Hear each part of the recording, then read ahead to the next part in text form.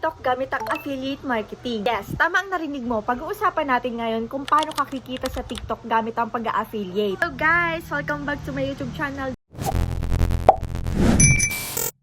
This is me, Joyce. And ngayon pag-uusapan natin kung paano tayo kikita sa TikTok gamit ang affiliate marketing. Pero bago yan, pag-uusapan muna natin kung ano nga ba yung affiliate marketing. Pero syempre, kailangan muna natin malaman kung ano nga ba yung affiliate na sinasabi nila. Ito yung isang paraan para kumita ka ng pera sa pagpo-promote ng ibang product ng ibang tao. Kapag may ibang tao na umorder dun sa link mo, magkakaroon ka dun ng komisyon. Eh, bakit kay TikTok? Bakit si TikTok ang gagamitin natin? Si TikTok kasi marami siyang mga active users, like million mga antiko, and mas mapapabilis talaga yung pagkalat ng video natin. It's a great platform mga antiko para mas maraming maabot yung video natin. Pero syempre dapat nakapagawa ka na ng account mo tapos 1,000 followers ka na para makapagbenta ka na at makapag-affiliate. Ngayon nakagawa na ako ng affiliate account. Paano ko naman maipopromote yung product na yon? So ayun mga antiko, good news dahil bibigyan ko kayo ng idea kung paano kayo makakapag-promote ng product. Para na dyan, pwede dyan yung product reviews. Kailangan mo lang magbigay ng honest na opinion dun sa product. Yung honest review ba? Yung walang halong pagsisinungaling. Pwede din dito yung mga tutorials. Papakita mo lang kung paano ginagamit yung product. Pwede din yung unboxing. Tapos, i-video mo yung sarili mo na nag-unbox ka ng isang product. Tapos, pwede ka rin mag-voice over. Yun yung mga ideas na pwede mong gawin kapag magsisimula ka pala mag-affiliate. And of course, importante to, yung call to action. Huwag mo kakalimutan na hindi isama yung call to actions dahil napaka-importante nito. Eh, Miss Joyce, ano nga ba yung call to action? Ito yung paghikayat sa tao na tingnan yung video link mo dun sa may video mo. Ano daw? Hihikayatin mo yung nanonood sa'yo na pindutin yung video link mo para kapag umorder sila, meron kang komisyon. So, sa yun mga antiko, pwede mo na siyang i-upload. Pero hindi pa dyan natatapos, kailangan mong i-track yung performance ng video mo. Tingnan mo lang kung bumebenta ba yung video na ginawa mo. Ilan yung nag-click,